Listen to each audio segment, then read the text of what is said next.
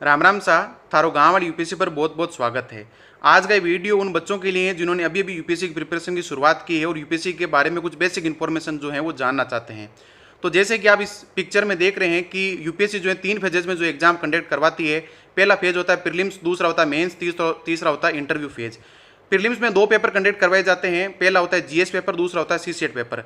GS paper में ऐसे subject रखे जाते हैं जो हम बचपन से कहीं ना कहीं जो है पढ़ते आ रहे हैं, जैसे कि हिस्ट्री हो गया, जियोग्राफी, इकोनॉमिक्स, एनवायरनमेंट और कुछ करंट अफेयर्स जैसे जो है टॉपिक जो है वो होते हैं, लेकिन काफ़ी डीप में होते हैं। इसमें 100 सवाल पूछे जाते हैं जो 200 नंबर के होते हैं और सिर्फ प्रीलिम्स में इसी पेपर से जो है वो कट ऑफ डिसाइड होती है।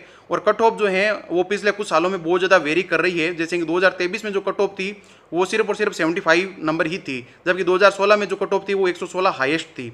दूसरा पेपर होता है सीसेट पेपर। सीसेट पेपर को सिर्फ पास करना होता है, जिसके लिए 33% अगर आप नंबर ले आते हैं तो आप जो है उस पेपर के लिए एलिजिबल हो जाते हैं कि आपका जीएस पेपर जो है वो चेक होगा।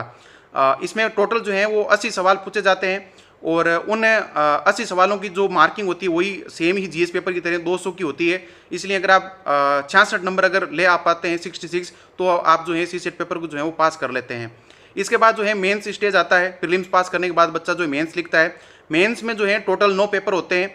9 पेपर में से जो 7 पेपर होते हैं उन्हीं 7 पेपर के जो है वो नंबर आपके जो है वो फाइनल लिस्ट में ऐड होते हैं।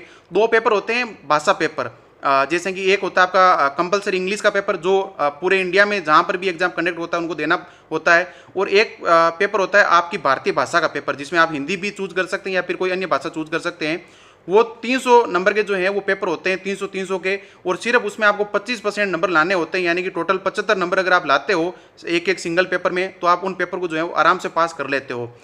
इसके बाद 7 पेपर जो है वो रह जाते हैं और उन 7 पेपर के जो है वहाँ पर फाइनल स्टेज में आपके जो है नंबर जुड़ते हैं। उन 7 पेपर में जो है वो 4 पेपर होते हैं जीएस के, यानी कि जनरल स्टडीज़ के, यानी कि सामान्य अध्ययन के, जिनमें वही प्रीलिम्स का जो जीएस पेपर होता है उसके जो सब्जेक्ट होते हैं उनको यहाँ पर ब्रॉड लेवल पर जो है समझना पड़ता है और चीज़ों को जो है डीप में और जो होती है उसमें जाना पड़ता है। तो जीएस 1 से लेकर जीएस 4 तक जो है 20-20 सवाल पूछे जाते हैं प्रत्येक पेपर में। और इथिक्स जो जीएस 4 है उसमें आप कह सकते हैं कि 19 सवाल ही होते हैं, बाकी जीएस 1, जीएस 2, जीएस 3 उसमें 20-20 सवाल ही होते हैं और प्रत्येक जो पेपर होता है वो 250 नंबर का होता है। तो इसलिए जीएस 1 से लेकर जीएस 4 जो है 4 पेपर की जो टोटल मार्किंग होती है वो 1000 नंबर की हो जाती है। 2 ऑप्शनल सब्जेक्ट होते हैं इसमें जो प्रत्येक बच्चे को चुनने होते हैं। यूपीएससी ने कुछ ऑप्शनल सब्जेक्ट दे रखे होते हैं, उन्हीं ऑप्शनल सब्जेक्ट में से कोई भी बच्चा जो है जो ऑप्शनल सब्जेक्ट उसे पसंद हो, जिसमें स्कोर अच्छा आ रहा हो और जिसमें कंटेंट अवेलेबल हो, जिसमें टीचर अच्छा हो, गाइडेंस अच्छी हो, तो वो ऑप्शनल सब्जेक्ट जो है प्रत्येक बच्चे द्वारा चुना जाता है।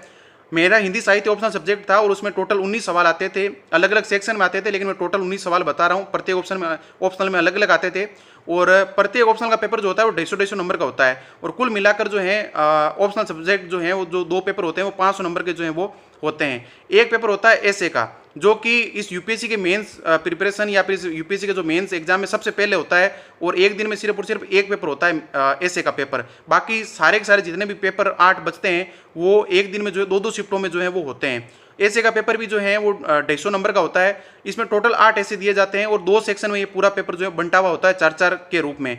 आपको सिर्फ उन 2-2 सेक्शन में से एक एक ऐसे उठाना होता है और उन जो है एक एक ऐसे को जो लिखना होता है, यानी कि टोटल 2 ऐसे जो हैं आपको लिखने होते हैं।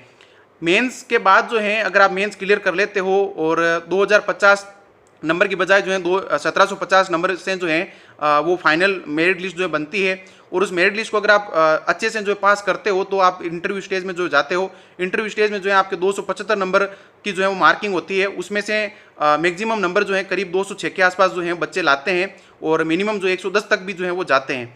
तो इसके बाद इंटरव्यू स्टेज के बाद जो है आपका जो है फाइनल मेरिट लिस्ट में जो है नाम आता है, तो आप जो है सिलेक्शन के लिए जो एलिजिबल होते हैं।